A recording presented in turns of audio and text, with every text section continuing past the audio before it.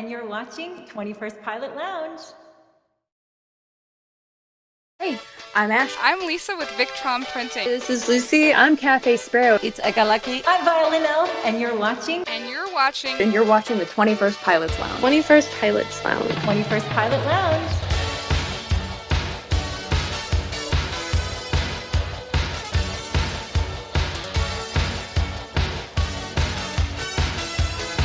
Everybody, please go for Lucy.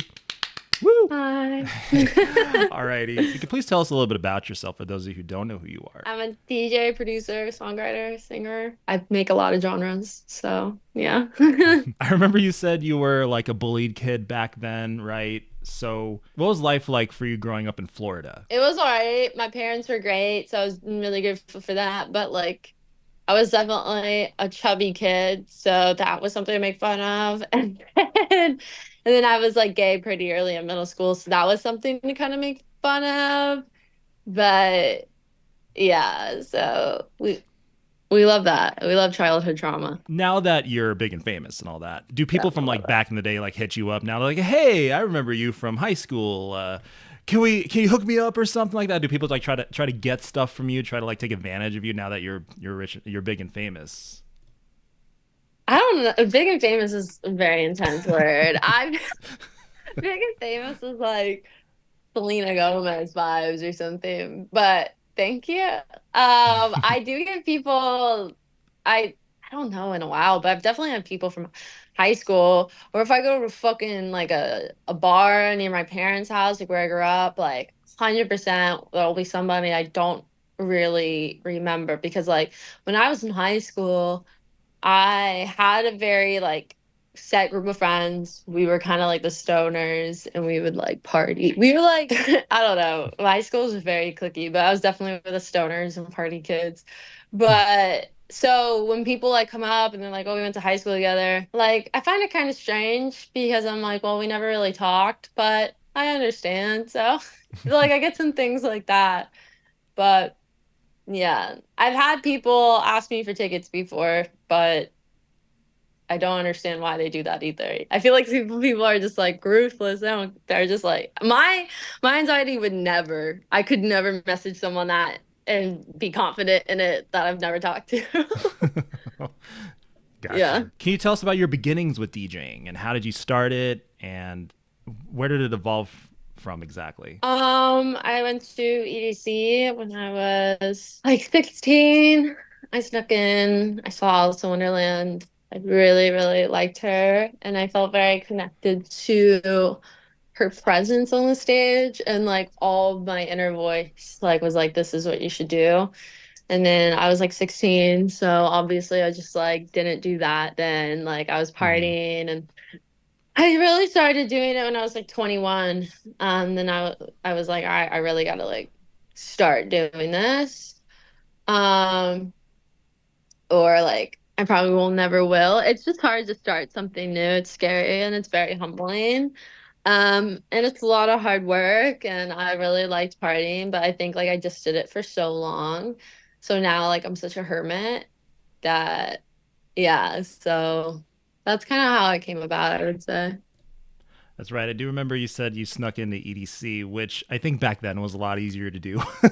So that's Yeah. awesome. And then eventually you hopped on to the bass pod stage back in 2021, which Yeah. was you nailed that set. And Oh, thank you. my friend Stephanie and I, who is also a big fan of yours, she was really excited to have you on here. Now, I wanted to Oh. ask you about your change in genre a little bit here. I noticed you've been kind of going the pop way recently. Where are the headbanging bass tracks that we originally came to be familiar with? So I made a pop album because it's like how what I felt like I creatively wanted to do. Like every time I would try to make a drop with those songs, it really didn't feel right. And I kind of just like got really jaded off of DJing and I don't know, I just like but then I tried like when I started doing pop and I did my first pop show with like not DJing, I was like I miss DJing. So I was like, what the fuck? But Mhm. and then when I was playing my pop songs, I missed the energy of EDM. So but I got so tired of making dubstep. Mm, So for some reason, I don't know why I didn't realize like melodic bass is like my favorite song. Well, my favorite like old song of mine is Me and You, the Champagne Drip. yeah. I was like, why don't I like have more song like why don't I make more like that? Like that was my like why like I don't know. So because my favorite thing to do is songwriting. I'm a big songwriter. I always say I'm a songwriter first. Mm, So I feel like with dubstep, it kind of gets like lost. It's just like, and not in everything, but like it's just like it's a repetitive vocal, or it's just like a vocal before the drop, and that's why I really love like melodic bass, like people like Millennium or Seven Lions, because the lyrics are so important, and you just see like the crowd, like everyone's like screaming them and some are crying and there's like a drop and the drop is emotional and there might be a heavier one. Like I love like Millennium sets because you're just like you never know when that heavy drop's gonna come, but when it does, you're like, it just like it makes everything like so amazing. So I think I will.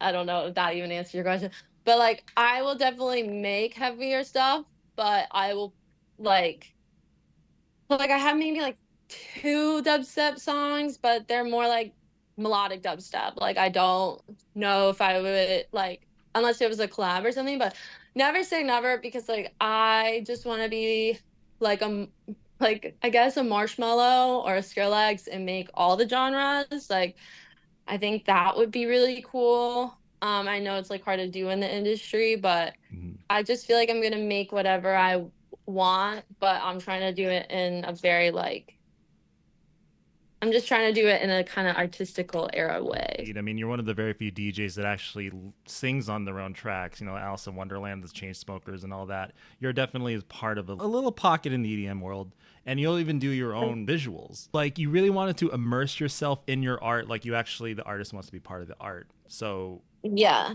as you said, artistical way. That's definitely what makes you stand out, Lucy. I really love that about you. So, Well, thank um, you. definitely keep it up. Like, I mean, you're not one of those DJs that hides their face. Nothing wrong with hiding your face. You know, some of the greats do that. Yeah, I'd get too overstimulated if I had a mask on. I could never do that. Oh, really? Gotcha. Alrighty. No. So I kind of wanted to go back a little bit to your beginnings as DJing. Like, what kind of controller did you start with? What kind of equipment do you have now? So this fucking asshole at Guitar Center sold me a Serato mixer. He's like, all the DJs mix on this. Why the fuck did I listen to this guy? You like no one mixes on Serato in the industry. Like it's all record box. Like maybe you get some people on Tractor, but if you're an opening DJ, like they don't want to fucking deal with your Tractor shit. Like they want you to USB and get the fuck out. So Mhm. this man sold me on a finance plan for like a $2,000 mixer. Trash, absolutely trash. Don't like that guy. Canceled. Um, I feel like everyone, if they want to start DJing, should get an XDJR. Maybe I'm saying that right. It's like a mixer, but and it's like record box. It's like a CDJ in one, and it's so less expensive. I don't even have CDJs because they're fucking huge, and they're like grand. And I have like the XDJ or whatever, and it works perfectly. And I'm like, there's literally no point for me to spend $6,000 on this. I hate like they're so heavy. Like I just I'm just like I could care less about it. So I feel like everyone should get that. It's cost efficient. I mean, it would be nice to have CDJs, but I literally would have nowhere to put them. They'd be somewhere so random, and I like having my board and moving it. And it's literally a CDJ in one, Hmm. and it's light. I'm like, so yeah, that I guess that would be my favorite equipment. But obviously, like a live show, I would want CDJs. But yeah. Awesome. The Yeah. DJs are definitely the go-to, especially if you're doing the big festival shows, right? So, but Yeah, yeah. I mean, I've never done an XDJR at a festival, but that would be Oh, fucking kind of weird. But it'd be better than Serato mixer. Jesus Christ. so your record box? Yeah, it's yeah, I guess. Gotcha. It's complicated to explain. Complicated relationship with the software. Let's go back to EDC here, festivals. So, do you have like a favorite place to perform? Do you prefer like a headliner? Do you prefer a festival? I would say I like festivals because it's just a different vibe. It's a big stage usually, and your screen is fucking massive, and you're just like, everything's so amazing, and it's just awesome. It's usually outside. Like I always love that. Headlines are scarier, in my opinion. Any like because Really? in ticket culture in this day and age, everyone waits till the last second. I do it too. I literally bought my Melanie Martinez ticket the day of. So like I get it. I understand. But it's so annoying for the artists because like people won't buy tickets and you're like, oh my God, my show fucking sucks. And then like the next day, like literally it's 85% sold or something. And you're just like, what the fuck? What? Um yeah, it's ticket culture. I mean, a lot of people don't plan out and I don't get Hmm. why, because it's always cheaper in the beginning, but I mean, I do it too, so I get it. So can you at least tell us about your EDC experience? Like, do you remember any of that? Like, what was it like being from the girl who snuck in at 16 to the girl up on stage? Like, what was that like? It was pretty surreal. I mean, I looked out and I like saw the people I went to EDC with. I knew they were gonna be there, but like I literally saw them and they were just like beaming. Like I could just tell they were so happy and my parents were there. Like it was really cool. So that I'm actually talking about EDC Orlando. EDC Oh, Vegas. Vegas, yeah. Yeah, Vegas is a different experience. Vegas was a lot more anxiety, a lot more intense, like very, very like intense. EDC Orlando felt effortless and was just like I don't know, but that's the festival I went to first was EDC Orlando. That's the one I went Orlando. when I was yeah, 'cause that's where Mhm. I'm from. So that's my Yeah, home festival. So that was like a very full circle moment. gotcha. So you said EDC Vegas was very intense. Like, were they like rushing you on stage, like trying to get you on time? Like, was it just a different environment, different No, vibe, or? Oh, no. okay. Insomniac's great. Hmm. It wasn't that. I was just like, I have anxiety. Hmm. And I'm also like, I'm on the spectrum, so I get very like an EDC is just like very overstimulating and there's a lot of people and everyone was like this is the biggest set of your life so like I fucking hate when people say that because it's just like Ah, pressure. bro like it's a lot of pressure and I'm already like overwhelmed. I was depressed, like I was just like fuck, like this is a lot. And it just like it just everything felt really intense and um so but Shaq did pick me up, which is cute. I mean, he picks up a lot of people. But he did pick me up, which was cute, and it great festival. I mean, I went this year for fun. So much different because it's probably because I wasn't playing, so you don't have as much anxiety. Um, but I love that festival. It's absolutely beautiful. But yeah, EDC Orlando is very like nostalgic feelings. So Oh, okay, that's awesome. Yeah, I remember seeing your Instagram stories saying that you flying in on helicopter. Was that how they yeah. brought you in when you played Vegas? Like, what was that like riding over the strip like that? Was it scary at all, or did you feel bougie? Um, in the yeah, I felt bougie. I mean, I I honestly don't like helicopters, like Ah, or I really don't like planes. I fly them all the time, but I truly think they're terrifying. mhm. Uh, Oh, damn. but so I didn't like I was a little tipsy going. That made everything a lot better, or I probably would have had like way more anxiety. Like my friend in the back was like having a lot of anxiety about it, but I was just like, woo, like if I die right now, like fuck it. Like that's how my mentality is so different though. Like when I'm a little tipsy, I'm just like, woo, like let's do this shit. Like let's go. Now if I took like an edible and like haven't drank, then I would be like, ah, but that was good. So you just gotta take a little narcotic and you're good. There you go. Awesome. Yeah, shot of JMO and you're good to go. So do you have any like pre-show rituals that you do before you go on stage? Do you stretch, yoga, whatever, breathing exercises, vocal exercises? Now since you're a singer and all. Like, Yeah, no, 30 minutes of vocal exercises, 20 minutes of steamer, 10 minutes of vocal bubbles, very intense vocal remedies. Like I'm starting to do like my whole set. Like I sing so much at my set now that I'm gonna have to start doing like vocal rest before shows, which is annoying because a lot of my friends are there and they talk a lot. So it's like you like fuck. I'm just like this little merp in the corner, like with my fucking bubble straw, like doing vocal exercises. But I need to start stretching because man, like my neck is fucked. Like I go to the chiropractor every week, and then now I'm getting like trap Botox because of it. It's a whole thing, and I'm like, and Haley from Paramore, she has like the same thing as me, like her disc is herniated and she still had bangs. Mhm. But she stretches before, so now I'm like, oh fuck, I have to start stretching. Is this like getting older? Because it sucks. Oh yeah. You're definitely gonna feel it when you get older, especially you jumping around on stage. So I want to go back to your writing process because I know that "Bittersweet," that pretty much that whole album is like kind of like a breakup album, talking crap about like your exes and whatnot.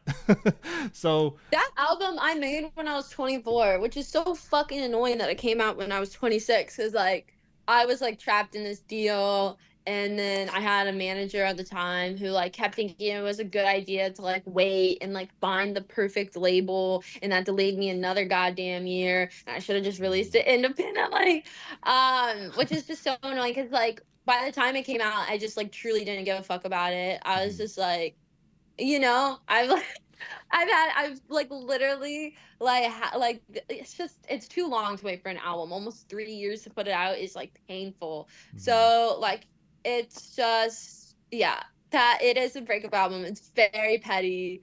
I love it. I think it's awesome. I just wish it came out when it was supposed to.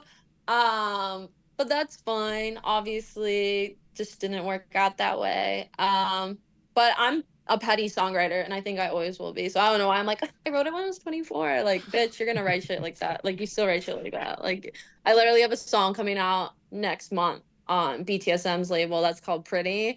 And the Mhm. lyrics are like, yeah, you're pretty, pretty ugly inside. So I think I'll always be petty. Yeah, the pettiness. So it pretty much comes from the heart, basically. Yeah, honestly, I'm never beating the allegations that I'm the Taylor Swift of EDM, and like I'm cool with it. People literally will be like, someone commented on it today, which is why it's like on my head, like in my head, because they're like, ugh, it's so annoying. Like you're such like the EDM of Taylor Swift or like, the Taylor Swift of EDM. I'm like, that's the biggest compliment ever. Thank you, thank Yeah, I you. was agreeing Like, with them. Definitely, yeah, you are yeah. Lucy Swift. Definitely. I'm Oh cool my with god. that. That's an honor. She's amazing. I guess we could segue into your brand new single 22, which I thought at first was, I was like, oh no, Lucy, did you cover the Taylor Swift song 22? Please tell me you didn't do that. But I love that song. great song. But like, okay, so um, I think that whole song kind of speaks for itself, but he give us a little bit of a background of the age of 22 and Oh, how did that whole it year, does speak for itself, doesn't it? It's yeah. like it's like there's no like going around that song. The lyrics are pretty fucking honest. Yeah, I wrote that song when I was yeah, 24 too. Yeah, I basically was engaged to this girl I dated for 2 years, amazing person, and I left. I was like, fuck, like I'm only 22 and I'm getting married, but I proposed to her, so I'm a hypocrite. Left? I'm a Yeah. lesbian. And I was like, yeah, I left her. We were engaged. That's why there's like a ring in the fucking video because I'm Mhm. annoying. And I, I mean, it speaks for itself for sure. Like, I regretted it, and I sent her so many drunk texts and stuff. Oh god. Um, It's kind of what you like do, like that weird we period after. do. Mhm. We do. Mine was so long after too. Like it didn't hit me for like I don't know. My frontal lobe was starting to develop, and I was like, oh my god, I was such a fucking asshole, to her. And I was just like, damn, like. And I don't think there's a lot of songs that are written from that perspective. And I think that's why songs like this are harder to hear because it makes people like face the reality of the truth. And like you're like, oh fuck, like this is just like like there's probably not one person who hasn't like broke someone's heart or something or like fuck someone over in some kind of way, like, but people don't really like to like think about that. Like it's not fun to like be like to face yourself and be like, god, like I fucking sucked, I'm so sorry. It's not like usually people like fuck you songs or love songs, like it's not like a song people typically write about. So that's why I thought it was really cool because I don't have a lot of songs like that. I'm usually always right. So, What is Lucy like oh, right now emotionally? I'm an avoidant as fuck. Avoidant. I'm Same. so avoidant. I I dated other people other than her after, but like after my last breakup, I'm just like I literally don't like anyone like that. Like, and I don't even want a relationship. Mhm. I like flirt with girls and then was like, I don't even want to do this. Like, it's just so much energy. And I just like Same. truly don't give a fuck right now. And That's I good. know like I know I wouldn't be a good partner because like I was just like I don't have any capacity for other than my friends and my family's feeling like problems and feelings. Like I couldn't deal with I don't know. It's just too much. So I'm good. I'm gonna avoid it now. It's fine. Gotcha. All right, Yeah. so let's go back to the music a little bit. I noticed you did your Ophelia's Odyssey mix recently, which was a huge banger. Like you got some Thank Lana Del Rey, some Linkin Park, some Zed, Haley you. Williams, Dea. Like, how did you come up with that remix? Like, what drew the inspiration behind like your choice? Some of those are really old edits. Like I put a shit ton of my old edits in there just because I'm like retiring them for Enchanted. Like I've just been playing them for so many years. Like Mm, I've literally played my How Deep Is Your Love edit for 4 or 5 years now. I love that edit. I love my Halsey one, like Without Me. I put those both in it. Like yeah. those, if you see my shows, you know I play those ones. So fact I'm not playing it this year is crazy, but I have so many new ones and I want the show to feel like so new. So I did some new ones like my End of Beginning and my Chapel Roan one and stuff. Like I did some new ones. But for the most part, like my Enchanted show will be almost completely different. But oh yeah, I did put Enchanted in there because like Mhm. how could I not? It's the Right. Enchanted era. So It yeah. just totally fits in there. So let's go to like your covers. Now you've done some really dope Paramore, Flyleaf. I grew up with Flyleaf, so Lacey Sturm is definitely. I know you're like a big fan of hers. What cover are you working on next? Are you working on any covers coming up here that we can look forward to? No, because someone on TikTok commented and said I was their favorite cover singer. So I was like, it's time to stop. It's Really? time.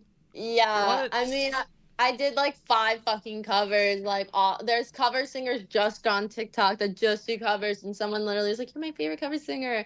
And like, I get it because like, I literally, like, when my All Around Me remix went viral on TikTok, like, I gained like 100,000 followers on TikTok. Like, I honestly was trash at TikTok. I was like one of those haters on it because like it was new and I didn't hop on it when it was easier to hop on it. So I was like, fuck this app.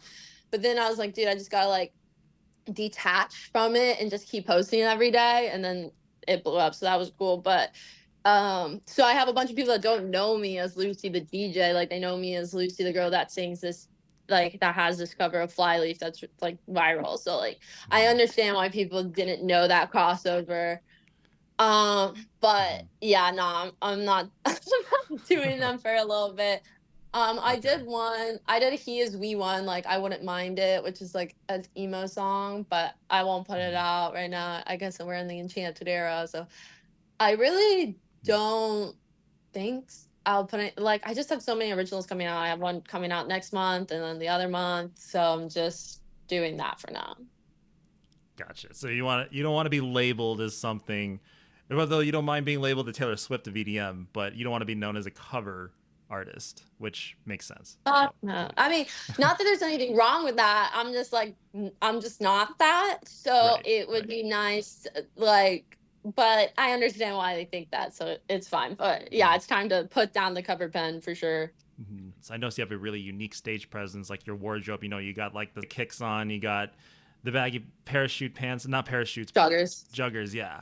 So where did you come up with that wardrobe? Do you have like, was that your idea or did that draw from somewhere or? Oh, from Billie Eilish for sure. Hmm. I watched the Billie Eilish documentary and I was like obsessed. Like 2021, it was like right before festival season started again. I watched the documentary and I was just like obsessed with her style. And I was like, this is what I want to do for the Metamorphosis era, which was in 2021. And that's how I just for 20 for that era. And then Bittersweet was way more punky. Like I just way more like skinny jeans and like Hmm. crop tops that said like graphic shit like I love emo girls and shit. Like like, and then this new era will be like, I'll be just more like fairy-esque vibes, and more like I'll have punky fairy-esque vibes, and I'll have more like, feminine ones. But I think all of the eras have a very distinct, different look on purpose.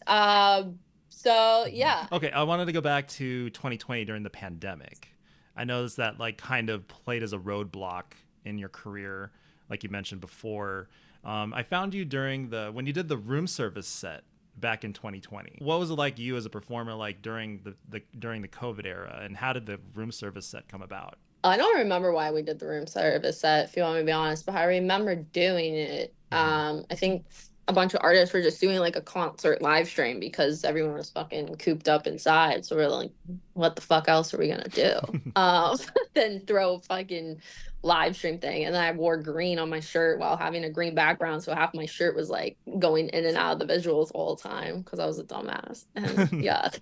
So I remember that, which was cool. I hope people liked it. Yeah, it was I awesome. hated I hated 2020. It was fucking awful. I missed touring. I love touring. It's crazy though because I fucking hate that we had, like, obviously COVID is horrible. It was horrible in so many ways. But having that break sucks for me because going back was really hard for me for some reason. I thought it was gonna be like easy, but I was so mentally ill after COVID that going back, like, I had such a love for touring. Like, touring was my world. Like, I felt like I would die without seeing my fans, and then like having that break and going back and like being depressed, having people like having hella hate online. Like, I was just not like, I was not doing good, and I was playing like the biggest festivals of my career, and I was just like, fuck, like. And so I do feel like COVID really like it fucked with everyone, but yeah, not a fan. Don't want to go back. We don't love COVID. We don't love her around here. We don't love the Fuck pandemic, no. right? We truly hate her. Yeah. We hate her. There you go. We hate her. We Definitely the hate her. pandemic. Um, Yeah. yeah, because I definitely sense like an extroverted vibe from you. Like you like to be out there. You like to speak and like sing and perform, obviously, and like that's just. I wish I could It's a draw. back and forth. It's what? I'm like introvert, extrovert, like very back and forth. Lucy is an extrovert. Emily's more of an introvert, that's for sure. So What do you call that? Ambivert, something like that, I believe. introvert and extrovert. So Yeah. extrovert, yeah, yeah. I Awesome. was gonna mansplain it, but So I wanted to touch base on the Groove Cruise. I noticed that you played on a cruise ship. Was it like a party 24/7? Did you stay up like crazy hours? I loved Group Cruise. I played Friendship, which is a similar vibe back in like right before COVID, which is crazy. Group Cruise is amazing because the people are so amazing. I got to like meet the whole Ophelia crew. Mhm. So that's kind of where that all blossomed. And I'm really, really grateful for that. And everyone's really accommodating, and it was fun. I played an emo set, so I literally played like straight emo music, Yeah. and like everyone loved it. And it was fun. I mean, I stayed up late, but yeah, I definitely didn't party as much as some people. Like, I can't. I'm like horrible at benders. Like, I had a D-stem in my fucking cruise room like so many times. I cannot keep drinking. Like, I'm like, oh my God, I feel like I'm gonna literally die. Like, I it's hard to keep drinking. I don't know how people can do benders, but like, more power to you, man. Oh my It's God. just not for me. You're getting But there it was too. amazing. Amazing experience. Amazing experience. Honestly, being high was amazing. Edibles are the way to go. Uh, but yeah, it was beautiful. I loved it. I'm excited to play again next year. They're awesome people. So you prefer edibles over smoking pot, pretty I much. have to because of my voice, so. Ah, But like, gotcha. will I still Mhm. smoke a joint from time to time? Yeah. Mhm. That's cool. So on the Yeah. cruise, like when you went into like a restaurant or the buffet, did like the workers say "washi washi" and like squirt your hands like with sanitizer and all that, like those little like rituals that they Yeah, had they on did. board? Yeah, they're cute. I love when they do that. I went on all the Paramore cruises and like we got to experience all that. And, like just imagine like staying in a cabin room and then walking right upstairs and your favorite band is playing up there live. I felt like I was pretty a newbie on Groove Cruise because they didn't have a ton of bass acts. Like other than some of the Amphilia people, I was Mhm. like, I felt a little bit like I don't know. I was more incognito, which I was cool with. But after I played, definitely got more notice. But it was fun. I was just like the one dubstep person in the middle of like all this side trance. It was like side trance and it was like "Wah." So it was funny, but a lot of fun. That's crazy. So you were just kind of just kind of wedged in there, like okay, No, people, it was so yeah, much fun. People were going definitely crazy. yeah. It was just like I felt like, the weird kid, like walking into class because I knew I was playing a genre Mhm. like that. I didn't know if a lot of people liked since it was so heavily like a different genre, but then I was like, wait, like there's Midas, there's Trifecta. Even Mhm. though Trifecta did play a psytrance set right after me, that was funny. He was really good. But yeah. I think EDM fans aren't like super picky with the genre, like in a lineup at a festival, right? Like they just go there just to vibe with the music, So, Hmm. uh, coming from another fan, one fan to the artist, it's all good as long as you killed it up there. You're great. Yeah. So, I noticed like you do like a lot of meet and greets after your shows, or you try to at least. Like, Yeah. do you have any like crazy fan encounter stories, or like anyone tattoo your face on them, or anything like that? Or I definitely know some people got like logos or my signature. Signatures are probably the one I get the most. Hmm. But yeah, no, a lot of I love meeting my fans. It's my favorite part. What would you do if you weren't Lucy? Definitely songwrite and produce for other people and be a stylist for sure. Oh, okay. I already know. And then when I'm older, I want to own a witch shop in Salem and then have like my apothecary there and then die. Really? So you have a hand in witchcraft. Is that Yes, I'm a witch, yeah. you're a witch? Mm-hmm. How'd that come about? It's just like what I believe in, Hmm. and what I've always been drawn to. So it's not like dark like some people think it is. But I think any practice of faith can be dark, but we won't go there. Alrighty, no worries. We're bound to find out eventually, though, right? Just visit your witchcraft store one day when you retire. One, oh yeah, no, yeah, no, yeah. It's like witchcraft's like all manifestation, like herbs and like Mhm. affirmations. Like it's very beautiful. Just Interesting. yeah. Wow. So now I remember you mentioned challenges being a woman in the industry. Like you said, you've had some pretty toxic encounters and all that. Like, are you still dealing with that today? Do you have advice for any other female artists that are trying to get in right now? Like, I don't really deal with it anymore. If I do, it's just probably people talking shit behind my back, which everyone mhm. talks shit, so like whatever. Yeah. um, but I haven't had anyone say anything to my face in a while. But I think girls are needed, so I think a lot of people are threatened by that, and threatened by a lot of like the stage presence women bring, and I think that's why ego and shit gets in the way of it, and a lot of people try to like put women down. Mhm. And I think once you realize that's just their ego and it's all coming from a place of insecurity, you can just like brush it off and you're like, well, I don't give a fuck. Like, I'm doing this for me. And you're like anyone that's like writing about you or talking about you, like it's just like, okay, like hate on my page, babe. You're just helping my algorithm. It's just like, who cares? Like, just Mhm. fuck what anyone thinks and just do whatever you want. And like, literally don't care about hate at all. Like it's so normal. Hate is so bad on TikTok. Like if you go on TikTok and you like look on her video, it's like so many mean comments. So it's just everywhere. So you just really gotta detach from all of that. And I don't think anyone like is doing bad shit to women in the industry anymore. Like in the industry, I feel like women are more like, it's just more normalized at this point.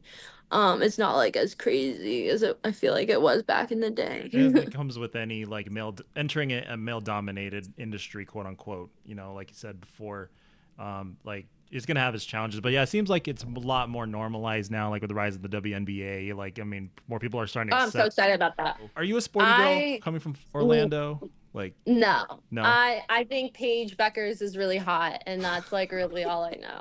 Paige Beckers. You don't follow like Caitlin Clark of the Indiana Fever or anything like that, or I know who she is, and I Mhm. love what she's done for the WNBA. Like, I've never once have considered watching it, but if it would be something, it would be women's sports. So yeah, like I don't watch the football. Like I don't watch the football. I don't watch like Super Bowls or anything. I don't really care. But it's fun, like going for the people that you love's team. You know, people like really get into it. But no, I just think Paige Beckers is hot. I think Caitlin Clark's a little hot too. Um, I wouldn't mind like a WNBA wife. That'd be fun. But that's how far it gets for sports for me. Interesting. What does Lucy like to eat? I eat the same shit like literally every day. I have like protein waffles, and then I eat protein shakes, and I like Quest chips. I'm a very big protein person, and then I like fish, and that's really it. I don't eat like I'm a pescatarian. I was a vegetarian for 5 years, but then I started eating fish because my doctor said I needed to, and that's why I'm always tired. So I was like, cool, whatever. I honestly miss sushi, so I was like, fuck it. Love sushi. Hell yeah. So Yeah. you're generally a healthy girl, right? You eat protein. Like what do you like request from the promoters, like as far as your catering goes at shows and stuff? Like do you have like or do you just pick out whatever's there, or No, my writers, alcohol and Quest chips and protein shakes and fruit, and I think like some shit for my tour manager, my VJ. But other than that, no. Um, I usually get a poke bowl when I land. That's like my ritual. Oh, I love those. Those are definitely go to. If you need your quick sushi fix, your quick fish fix, poke bowls is definitely go to. So. TV shows, movies, and anything right now? Is anything on your Hulu, your Netflix? I've honestly, my attention span has been so bad. Like I'm like a doom scroller on TikTok right now. I have ADHD, so it's like crack. It's so annoying. But I just watched Bridgerton, so I finished that, and then I'm watching Perfect Match. I can't watch anything stressful anymore. I have too much anxiety. I literally watch Survivor now, and then I'm up to like 10 a.m. like thinking about what they should have done and how they're about to be blindsided. So like I can't watch shit like that anymore. I can't watch. I've never finished The Handmaid's Tale or Ozark. Like I just can't do it anymore. Even Baby Reindeer, bro. I watched it because literally everyone was like, you have to watch it. So I watched it. It gave me nightmares. Baby fucking Reindeer. Like, what? I can't watch True Crime anymore. No. I have anxiety so bad. Yeah. So anything that'll keep you up at night. No, trash reality TV is my favorite. I mean, like back in the day, like MTV, like did you ever watch MTV in the early 2000s? Like all the really bad dating shows, like Next and all that. I love those. Room I love them. Would you watch? Oh my God. It's the one where like the parents find like a new boyfriend or girlfriend. I love that one. Parental Control, I think is what. Yeah. Would you ever want to be on those shows? Like, no, I would do like a lesbian Love Island though. That'd be cool. But then I would like really want my phone and my dog. So maybe not. So like now that you're like filming all these like like all these visuals and music videos, like do you ever want to maybe get into acting? Like is that in the horizon at all for you? My next music video, I'm acting a little bit more in it. Like there's like a little acting part. We haven't done it yet. So don't know how it's gonna go. But I can act. Like I can cry on command. So yeah, but like it's just because I can give myself so much anxiety that I can overthink so hard that I can do it. So it's kind of fucked up. But I can do it. So we love that. We love her. But yeah, so so like you'd be down to come in and do an audition, a table read, sit on set for 12 hours a day. I mean, you're doing that right now, right? Like the music video shoots, like, are they like long days? It matters on the video for sure. Or like we'll cut it up into a couple days, but Acting sounds like a lot. Remembering fucking lines, absolutely not. I cannot remember shit. So Mhm. that like sometimes I forget my own lyrics on stage. So I just can't imagine that. And then you'd feel like a fucking idiot and you're in front of all these people. My first music video was very LA, like very like I had like makeup people and everybody was hired. It was like so it was very like high class. And now my friend who is amazing, honestly, I like the videos that he makes better than the LA one. It's like more like it's me, him, and his girlfriend who's a part of his business, and it's just us really.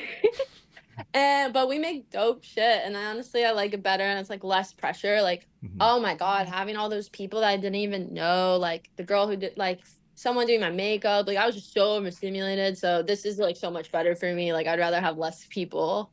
Um, but it would be nice to have someone to retouch my makeup. That girl I miss. So you wanted more like laid back, just like a minimal crew, just DIY, no pressures from like a label or studio trying to get it out there.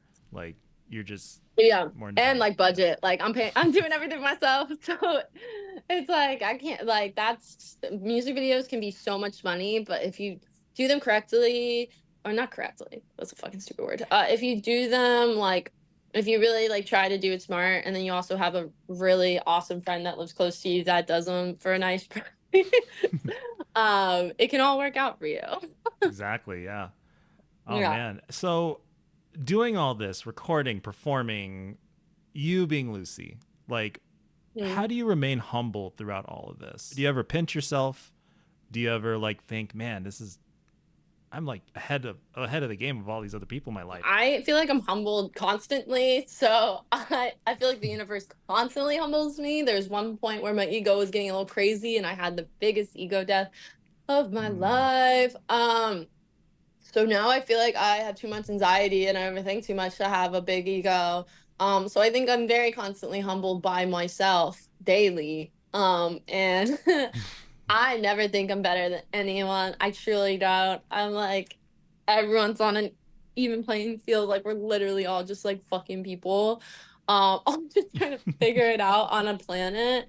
So yeah, no. I don't know who ego is, honestly. I mean, she can come out if I'm like really feeling myself, but she'll be humbled very quickly. There you go. Yeah. We don't love ego. We don't love her, right? No, she sucks, She's yeah. fuck ego. Yeah, I totally feel you on that. A little bit's good, but not like a Hmm. lot. Sometimes you need it. Sometimes though, right? Either you have a thick Yeah. skin already, so you really seem like you've developed a thick skin being in this whole industry. I mentioned earlier that one of my best friends, she came with me to see you at EDC, and she's kind of a Yeah. starting DJ as well. And she wanted me to ask you a question, if you're cool with that. Yeah. Of So course. so she asked, like, well, you already mentioned how you got started, but like, what kept you motivated? Did you have help with your music and marketing, or was it all yourself? And what is your typical process for creating a song? And how do you follow through to finish with it? I think I just really liked making music. Oh, when I was younger, I was way more delusional. I miss her sometimes. She was Mm. so fearless. I literally, people would be like, "What's your backup plan?" I'd be like, "I don't have a backup plan." I'd be Oh. like, I just knew it. Like, and I was manifesting and I didn't know. And then, you develop your frontal lobe and you're like, oh my God, like I'm not indestructible. So I don't know. Just really knowing that this is what I want. I mean, I've been through the ringer like mentally, and just like with whole EDM stuff, like I don't know, like the scene. So I don't know. I just feel like I know that this is my purpose in some weird fucked up way. But I've been so confused before. I mean, I literally went and did pop. I've done bands. I follow whatever like I think I need to do. And even if that doesn't work out, like that's cool because at least I'll never like regret anything. Marketing, my mom really helped with some things. But when I was Lucy, and then my URL is Lucy the Alien, but everyone thought that was my name. Um, I mean, it was just so brandable, like aliens, you know? So you kind of just like pick something that can be really, really brandable. You have to have something that is really cohesive or people get confused, which people have been confused. So I've done it all. Like I've had a very strong brand to not knowing who the fuck I was, which is very obviously so if you're doing everything by yourself because you don't have a label kind of being like, all right, we're gonna like make this ship keep fucking going, even though this bitch is having a mental breakdown.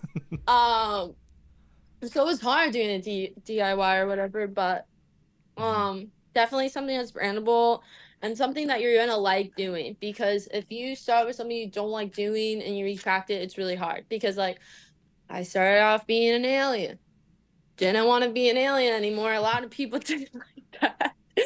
um and I was 21 when I made that fucking handle, and now I'm 27, so I was just like, I don't even make weird music that much anymore. A lot of my stuff is more melodic and beautiful, in my opinion. So I would rather just be Lucy. And so you gotta pick something that's you're gonna be okay with for a while, because changing it is extremely hard. And a lot of people don't like change.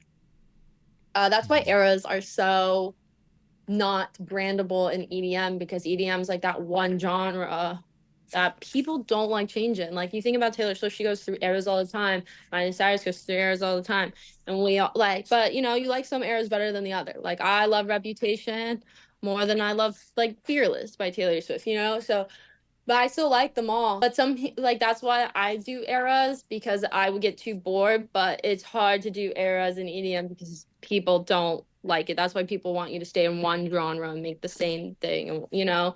And I get it because it's brandable. But for me, I just like that's the easy way, and I guess I'm just not taking it. But I would suggest doing something you like.